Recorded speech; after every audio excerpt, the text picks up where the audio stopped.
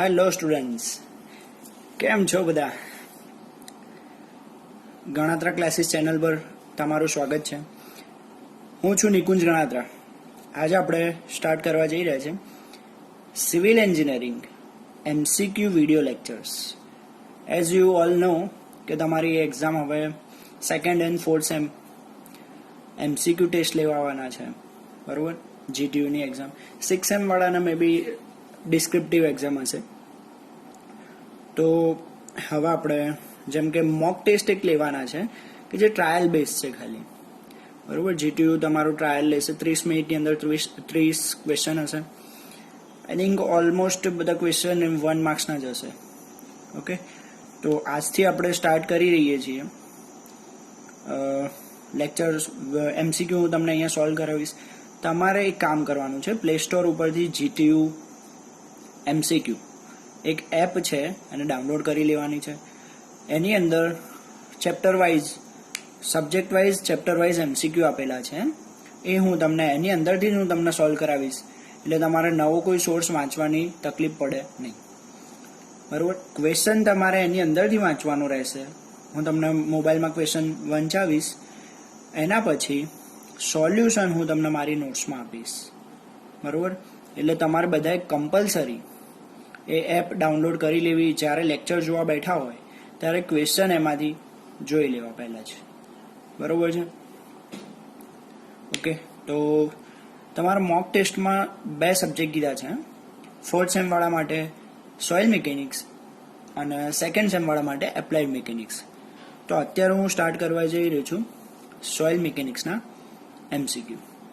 Okay, તો જોઈએ, આપણે સ્ટાર્ટ કરીએ. તો અહીંયા આગળ આપણે સૌથી પહેલા ક્વેશ્ચન્સ ઉપર નજર કરી લઈએ. જો હું ક્વેશ્ચન્સ લખીશ અને પછી તમને એમ સમજાવીશ તો એમાં ટાઈમ વધારે જશે, એટલે બેટર છે કે આપણે ડાયરેક્ટ એપ્લિકેશન ખોલીને જ ક્વેશ્ચન જોઈ લઈએ. મેં એપ્લિકેશન ડાઉનલોડ કરેલી જ છે, મેં ક્વેશ્ચન પણ જોયા. I think it is more then enough, તમારા માટે ઇનફ છે.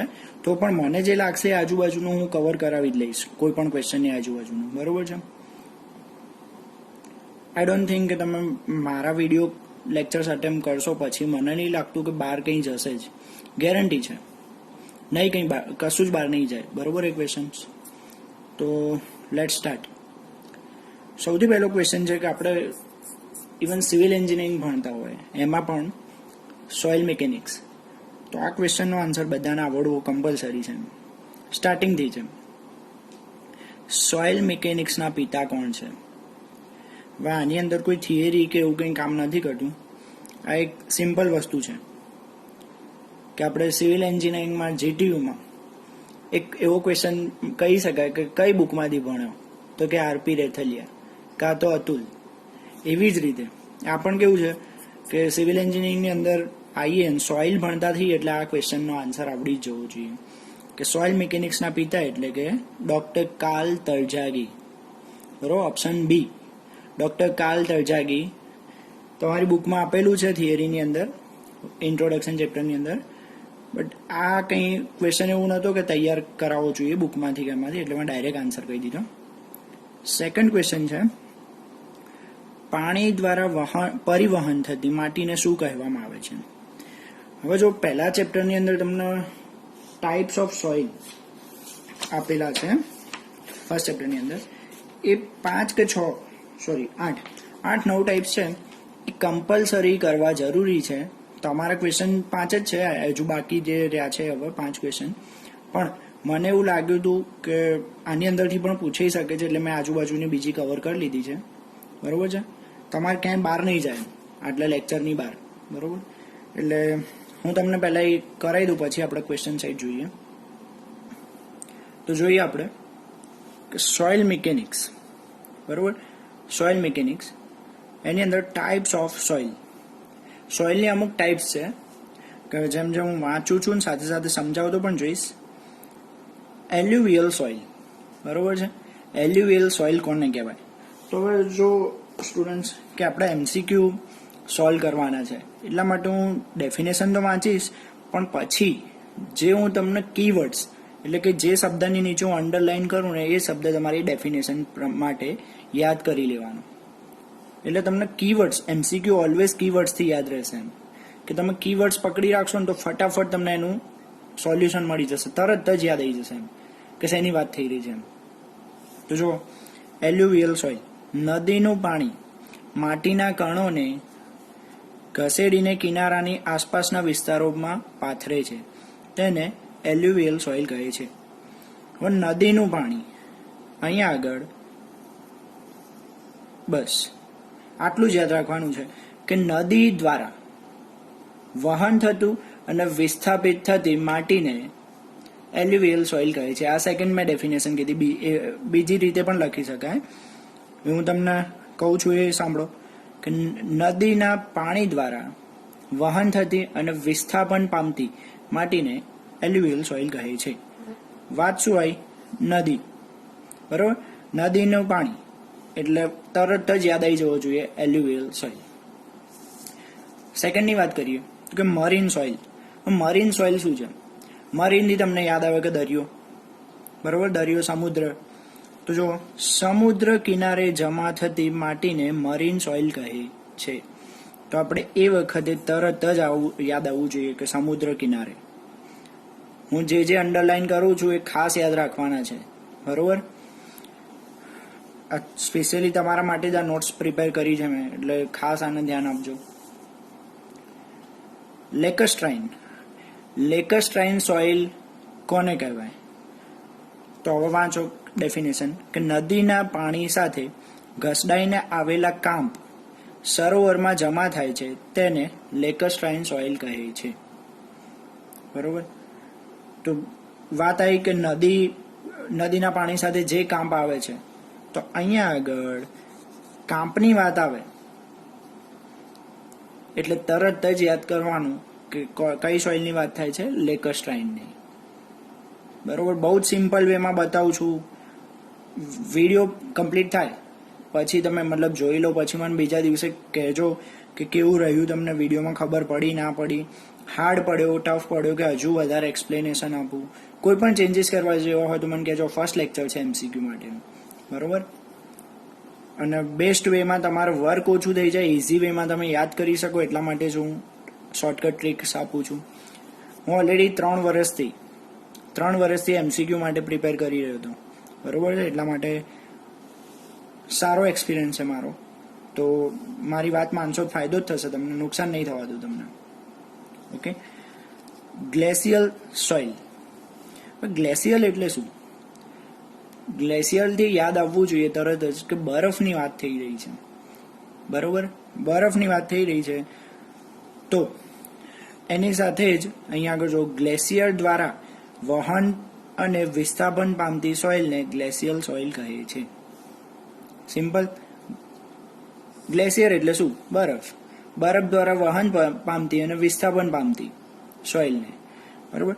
હવે એના ગ્લેશિયલ સોઇલને બીજું પણ નામ છે ડ્રિફ્ટ, બરોબર. ડ્રિફ્ટ નામ છે, એ નામથી પણ ઓળખાય છે. એનું એક્ઝામ્પલ પણ કહી શકાય કે ગ્લેશિયલ સોઇલનું એક્ઝામ્પલ આપો તો નીચે તમને 4 એક્ઝામ્પલ આપ્યા હોય તો એની અંદર એકાદું ડ્રિફ્ટ લખ્યું હોય તો તમારે આના ઉપર જવાનું રહેશે, બરોબર. એટલે ડ્રિફ્ટ અને ટીલ આ બંને યાદ રાખજો. ડ્રિફ્ટ અને ટીલ જે ગ્લેશિયલ સોઇલના એક્ઝામ્પલ પણ કહી શકાય. ક્લિયર? હવે છે એઓલિન સોઇલ. કઈ છે? એઓલિન સોઇલ. હવે એઓલિન સોઇલથી ડેફિનેશન વાંચું છું. પવન દ્વારા વહન અને વિસ્થાપન પામતી સોઇલને એઓલિન સોઇલ કહે છે. જોજો ખાલી પાત્ર બદલાશે કે જેના કારણે, કોના કારણે વહન અને વિસ્થાપન થાય છે એ ધ્યાન રાખવાનું છે. બાકી ડેફિનેશનમાં વાક્ય રચના સેમ રહેશે. દ્વારા વહન અને વિસ્થાપન પામતી સોઇલને, આટલું જે છે આ વાક્ય રચના બદલાશે નહીં. કોઈ પણ સોઇલના ટાઈપ લઈ લેજો તમે, સેમ ટુ સેમ વાક્ય રચના લખશો તો પણ ચાલશે. આગળ જે કોઝ છે, કોઝ કારણ બને છે, લાઈક પવન છે કે પછી સરોવરનું પાણી હોય કે નદીનું પાણી હોય કે ગ્રેવિટેશનલ ફોર્સ હોય, બરોબર. જે કારણ બને છે એ જ અલગ અલગ હશે.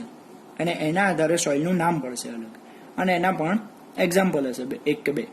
દરેકમાં એક્ઝામ્પલ નહીં હોય, 2 સોઇલ જ એવી છે, 3 સોઇલ એવી છે કે જેના એક્ઝામ્પલ છે. ઓકે, તો લેટ્સ સી. તો એઓલિન સોઇલની વાત આવે તો સિમ્પલ પવન દ્વારા વહન અને વિસ્થાપન પામતી સોઇલને એઓલિન સોઇલ કહે છે. આના એક એક્ઝામ્પલ છે, 2 એક્ઝામ્પલ છે. આ તમારે ખાસ યાદ રાખવાના છે. પવન દ્વારા વહન પામતી સોઇલનું ક્યાંય તમે જોયેલું છે આમ ચિત્ર? લાઈક આપણે જોઈએ તો રણની અંદર પવન બહુ ફૂંકાતો હોય છે ને એના લીધે માટી આમથી આમ ને આમથી આમ પથરાતી હોય છે, બરોબર? તો જે ધૂળની ડમરીઓ કહીએ આપણે કે પવન વધારે આવવાથી શું ઉડે? ધૂળની ડમરીઓ. તો એને ઇંગ્લિશમાં શું કહેવાય? Sand dunes. બરોબર? તો સેન્ડ ડ્યુન્સ એન્ડ લોયસ. બરોબર? Sand dunes and loess. આ 2 એક્ઝામ્પલ છે. તમારે એક્ઝામ્પલ ખાસ યાદ રાખવાના છે. ડાયરેક્ટ એક્ઝામ્પલ પૂછશે કે આમાંથી નીચેનામાંથી એઓલિન સોઇલ કઈ છે, તો 4 એક્ઝામ્પલ આપ્યા હશે. જેમ કે નામ આપે છે drift, till, sand dunes, none of above, અથવા ઉપરમાંથી એકે નહીં. તો તમે કયું સિલેક્ટ કરશો? ડ્રિફ્ટ અને ટીલ ત્યારે તમને ખબર હોવી જોઈએ કે કોના એક્ઝામ્પલ છે? ગ્લેશિયલના. અને સેન્ડ ડ્યુન્સ એઓલિનનું એક્ઝામ્પલ છે. ક્લિયર? હજુ એક છે, લખવાની રહી ગઈ હતી. આનું એક એક્ઝામ્પલ પણ હશે. યસ, મારે લખવાનું રહી ગયું આની અંદર.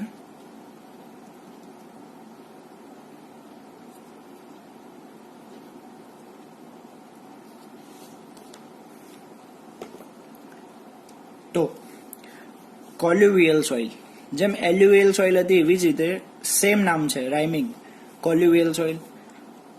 તો કોલ્યુવિયલ સોઇલ એટલે શું? કોને કહેશે?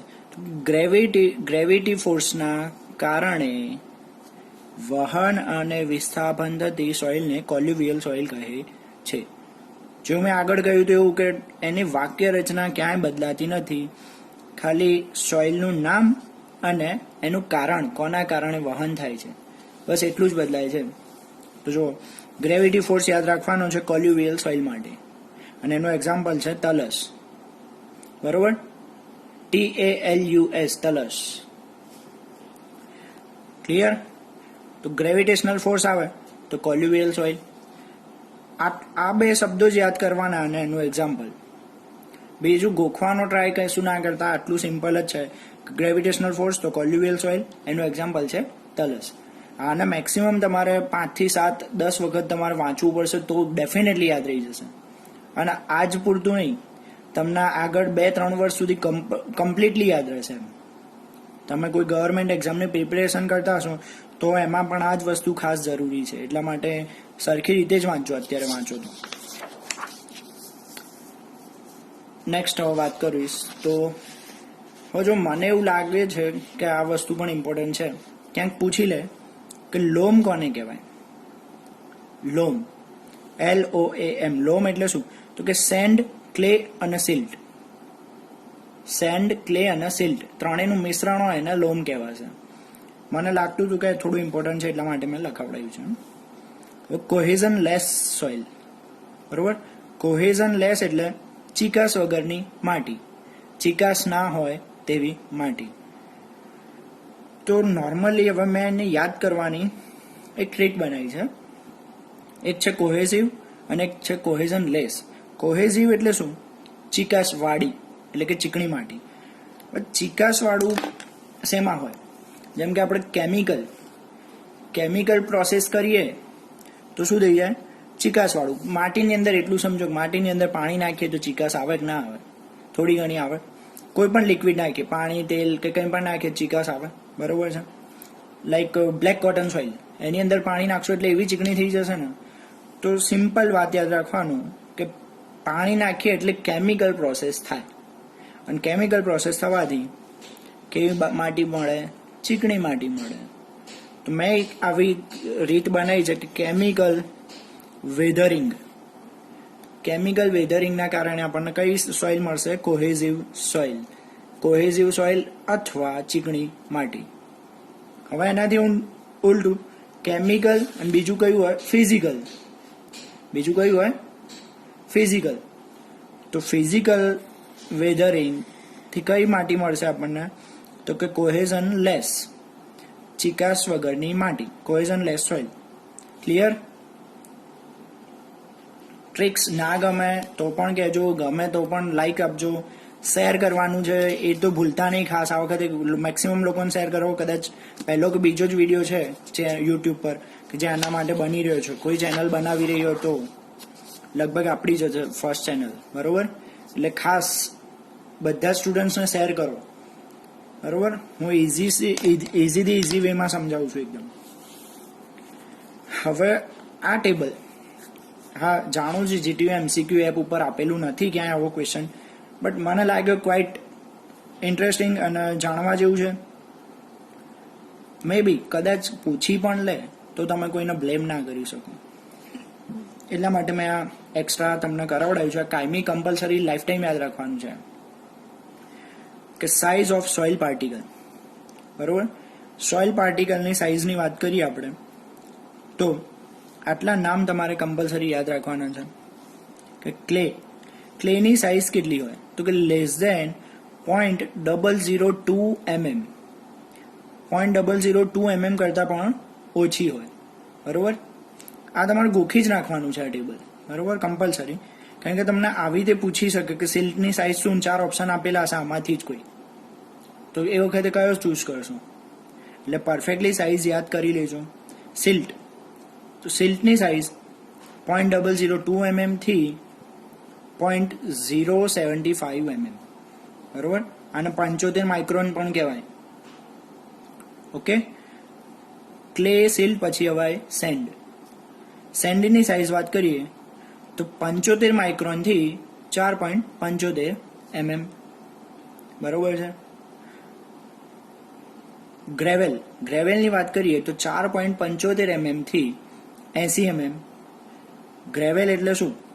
પણ ઈંડા છોડની અંદર પથ્થર નહીં વાપરતા, અથવા ઘરની અંદર બધા કાચની અંદર એક કાચના બાઉલમાં મૂકતા હોય છે, બરોબર? તો એ જ.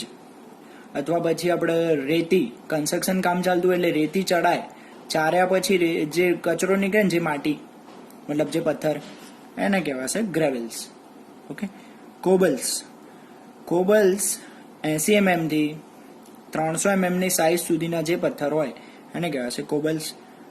અને બોલ્ડર્સ એટલે સૌથી મોટા પથ્થર કે જેની size greater than 300 mm, 300 mm થી વધારે હશે, બરોબર છે. Just look at our lecture. આપણે ખાલી નજર કરીએ કે હવે આપણે યાદ કેટલું રાખવાનું છે. એલ્યુવિયલ સોઇલ, તો કે નદીનું પાણી, નદીના પાણી દ્વારા વહન પામતી, બરોબર? મરીન સોઇલ, તો કે સમુદ્ર કિનારે. લેકસ્ટ્રાઇન સોઇલ, તો કે કાંપ દ્વારા, બરોબર? મરીન સોઇલ પછી ઓકે, લેકસ્ટ્રાઇન સોઇલ તો કે કાંપ દ્વારા. ગ્લેશિયલ એટલે બરફ દ્વારા, બરફ એટલે ગ્લેશિયર કહેવાય એના એક્ઝામ્પલ ડ્રિફ્ટ અને ટીલ. એઓલિન સોઇલ તો કે પવન દ્વારા, એના એક્ઝામ્પલ સેન્ડ ડ્યુન્સ, લોએસ. પછી વાત કરીએ તો કે કોલ્યુવિયલ સોઇલ. કોલ્યુવિયલ સોઇલ તો ગ્રેવિટી ફોર્સ, એનું એક્ઝામ્પલ છે તલસ. હવે વાત કરીએ તો અહીંયા આગળ cohesionless soil. Cohesionless એટલે કે ફિઝિકલ વેધરિંગ, ચિકાસ વગરની માટી. અને કોહેઝિવ સોઇલ એટલે કે કેમિકલ વેધરિંગથી ચીકણી માટી મળશે. હવે જોઈએ આપણે ક્વેશ્ચન. ડેફિનેટલી ગેરંટી છે કે તમે બધા જ ક્વેશ્ચન મોઢે સોલ્વ કરી લેશો વિધાઉટ એની હેલ્પ. હવે અને એમસીક્યુ ટેસ્ટ જ છે આપણી એપમાં, આપણે ટેસ્ટ આપી શકીએ છીએ.